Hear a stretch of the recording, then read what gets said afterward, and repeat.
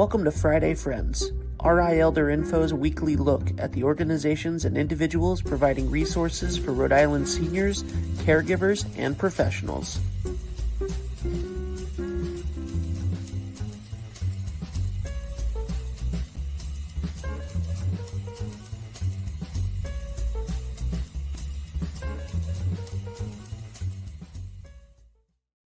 Good morning, everybody. Happy Friday. It is 9 o'clock on Friday, and you are watching me, Deb Burton, Executive Director of RI Elder Info and the host of the weekly Friday Friends streaming podcast, where we bring you information that you or someone you know needs to know about. So please make sure you hit the like, the share, the bells, the whistles, all the social media cues that say, hey, check this out.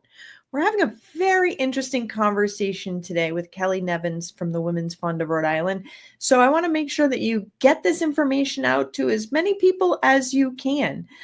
Now, as you all know, we are a 501c3 nonprofit, and we could not do this without the support of our sponsors. So a huge thank you to Point 32 Health Foundation, United Healthcare, and especially McCarthy Law. Here's a message from McCarthy Law.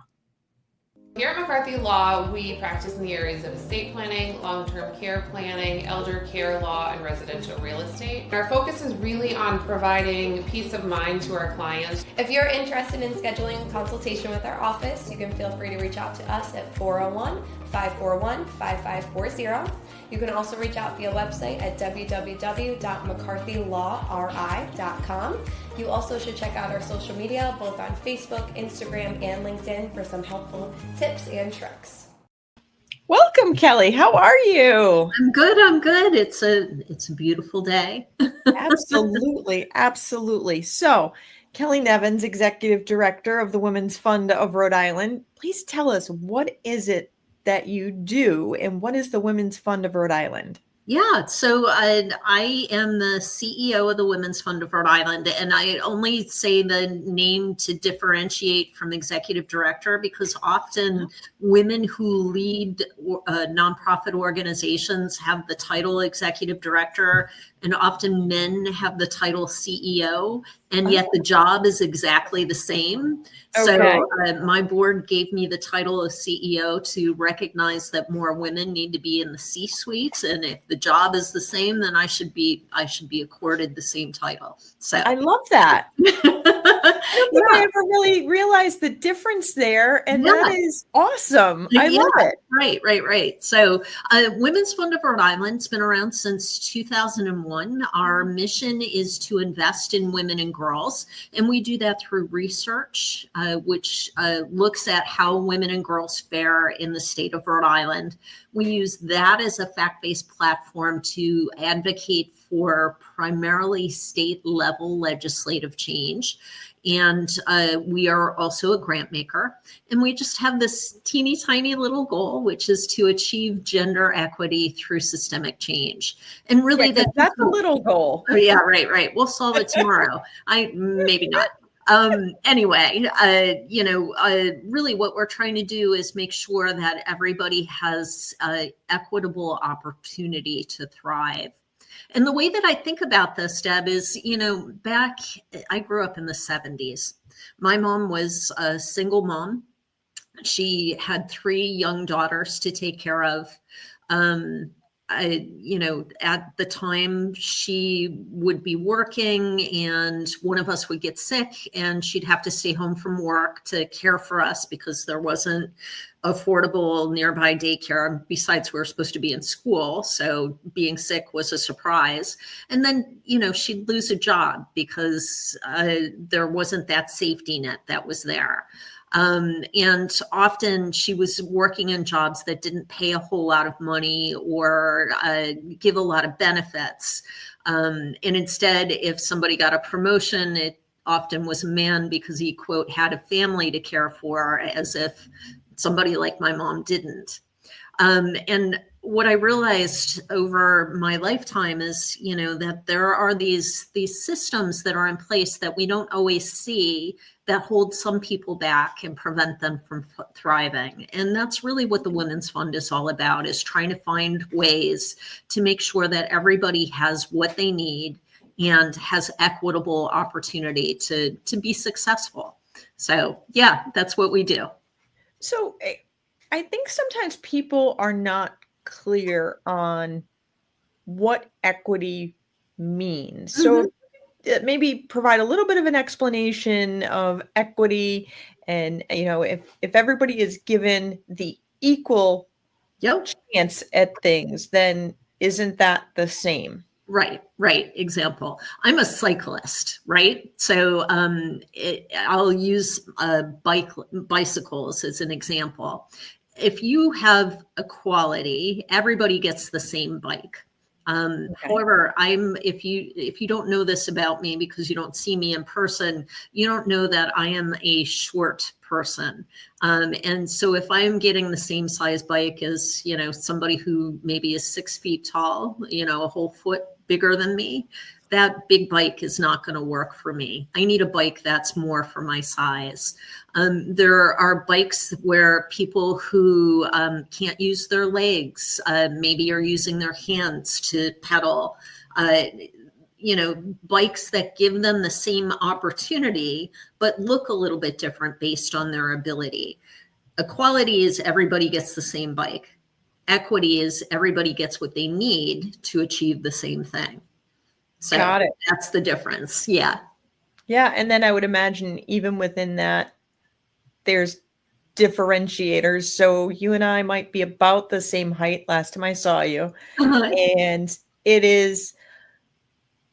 I'm going to take a wild bet that you would be able to ride much further than I could because you have a lot more experience. Sure. So maybe some people, there's differentiation. People may need an e-bike that gives them a little extra oomph.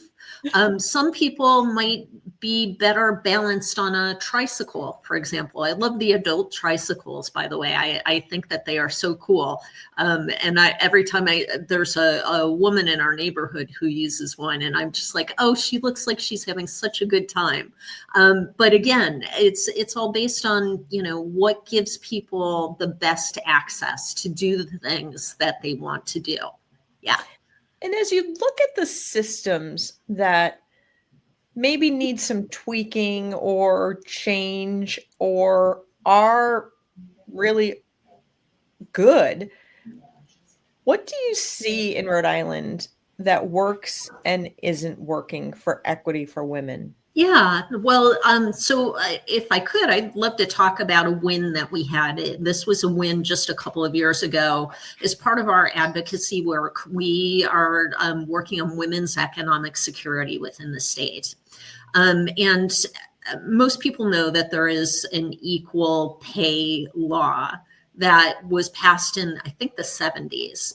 But that law was very narrowly interpreted by the courts, where if there was even just a word or two difference in a job description, even though it didn't really change the nature of the job, that could be used as the basis for paying somebody significantly different than somebody else.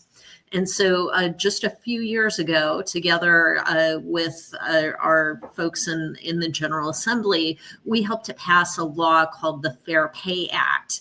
And what this Fair Pay Act did, number one, is it made it illegal for employers to ask what your previous salary was before extending you a job offer. And because women have historically been paid less than men to do things, if they were only ever going to get an increase over what they previously made, they weren't ever going to catch up to men's salaries. So it made it illegal to use that as a practice to set salary ranges. And secondly, what it did is it said that people should be paid the same for comparable work. And the way that I explain this when I'd be up at the State House testifying was, imagine that you had two newspaper editors. but one of them was working on sports and the other was working on arts and culture. They both had the same amount of nights and weekends that they were working. They had to write the same amount of words. They had the same, qualifications and experience. But in the old way, you could still pay the sports editor significantly more than the arts and culture editor for the same work. Now you can't do that. You have to, the way that you would differentiate pay would be on if they worked, different shifts. Maybe you want to pay somebody more to work a night shift because it's harder to hire for that.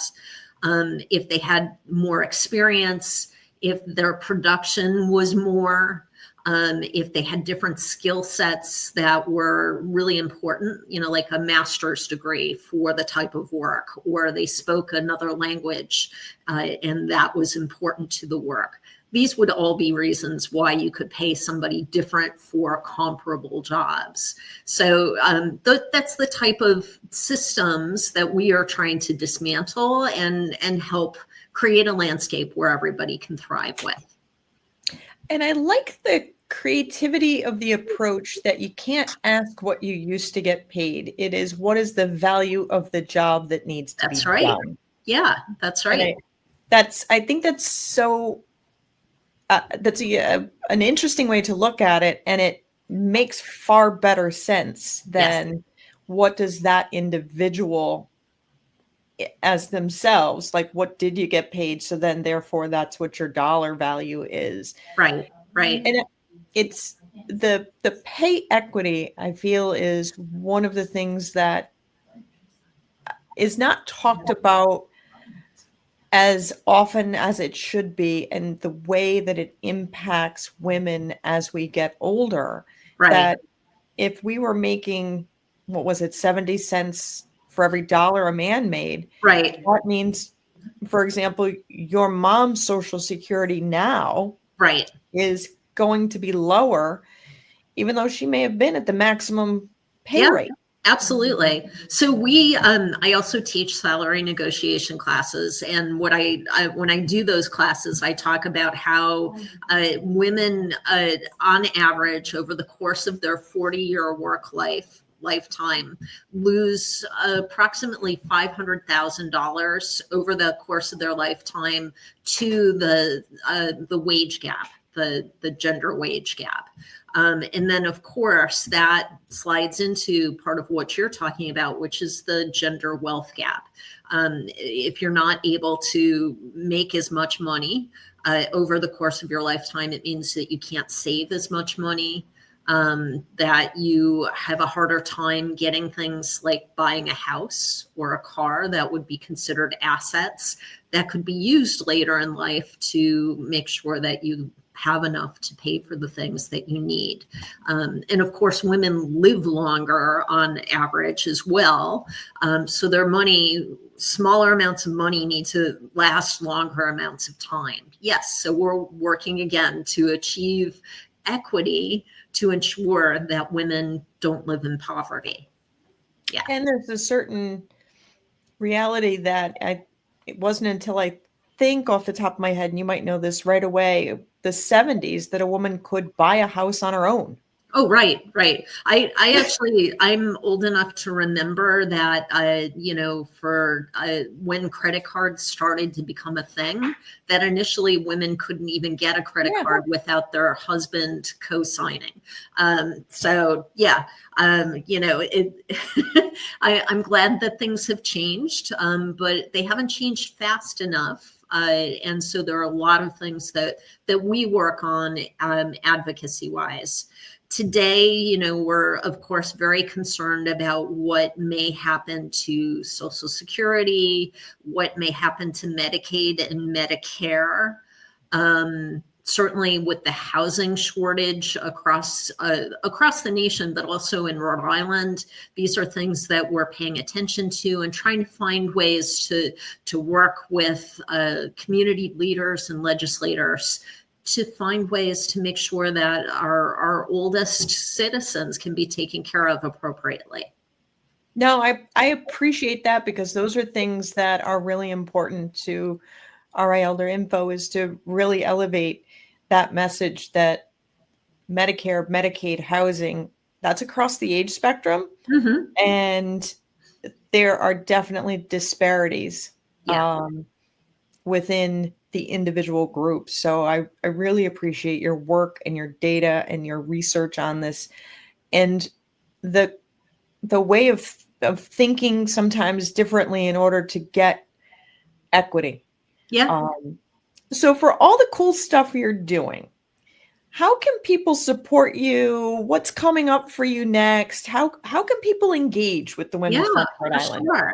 Well, we are moving into a somewhat slower part of our year. That doesn't mean things stop, but we're having a little bit less of events.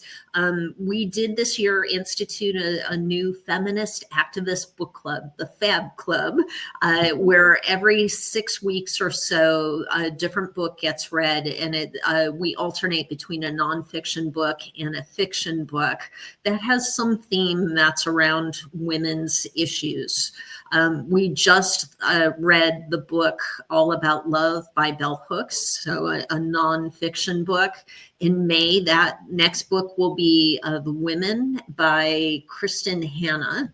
But I don't have the exact date of the book club. It's sometime in May.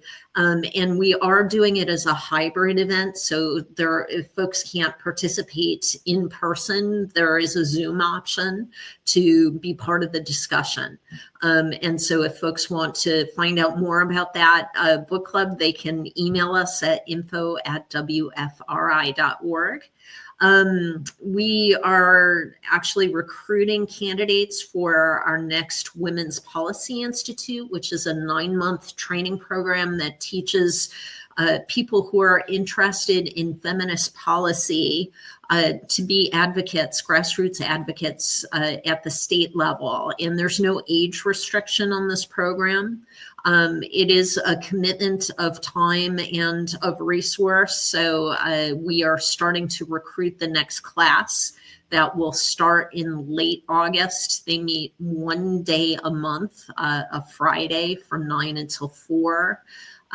This is for somebody who wants to be active at the State House in advocating for important issues. So if they want to learn more, again, info@wfri.org. Later this year, we'll be hosting our Toast to Tenacity, which is a celebration of the passage of the 19th Amendment, giving women the right to vote, as well as our Women Leading Change celebration that takes place in September, which is always such a lovely, fancy event that honors women leaders. We're always looking for sponsors. Certainly donations of any type are always welcome to support our work. Be happy to talk more with anybody who wants to learn more about what our opportunities are out there to support us. That's awesome. And I'm sure volunteers and sharing on social media and all those other fun things too. Absolutely. As a matter of fact, while we are taping this particular interview, we're going through something called 401 Gives, and we have a bunch of volunteers who are in the office who are helping us to make phone calls, both to ask for donations and to thank donors. So volunteers are very much part of the work that we do. That is awesome. Well, Kelly, I know you've got a lot going on, so I really appreciate you taking the time to come on today. Thank you so much. Thank you. And just thanks to all your listeners out there for listening to us. And please do contact us if you'd like to learn more. And that's WFRI.org or 401-262-5657. Perfect. Thank you. Everybody, the Women's Fund of Rhode Island is doing some really amazing work, and it is work that is impacting all of us. In particular, as we get older, pay equity now is going to make a difference later. And it's super important that we educate ourselves and others about these really important topics. So I am very glad that you've all hit the like, the share, the bells, the whistles for social media to get the word out about this very important topic. I look forward to seeing you all again next week. In the meantime, be well and be kind. If you like this video, please follow us on social media and subscribe on YouTube. For more information, visit rielderinfo.com or call 401-585-0509. If you have any questions, email deb@rielderinfo.com.